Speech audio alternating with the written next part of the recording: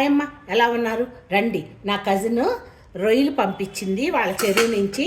తలలు తీసేసి మనం కనుక ఇలా స్టోర్ చేసుకుంటే చాలా ఫ్రెష్గా ఉంటాయంట. ఇది ఒక టిప్ అంట. నాకైతే ఇట్లాగే తలలు తీసేసి ఫ్రీజర్లో పెట్టి వచ్చినాయి అమ్మ. ఇలా తొక్కలు చేసుకొని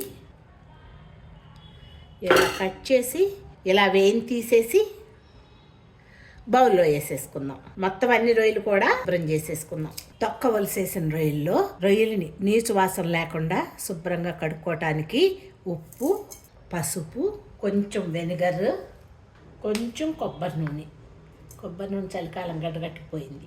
వీటిని వేసి 2-3 సార్లు శుభ్రంగా కడిగి జల్లిబొట్టులో వేసుకుందాం. మ్యారినేషన్ కోసం కొంచెం మెంతి పసుపు, మీ టేస్ట్కి సరిపడినంత కారం, ఉప్పు, రొయ్యలు కూడా వేసి మ్యారినేషన్ చేసుకొని పక్కన పెట్టుకుందాం.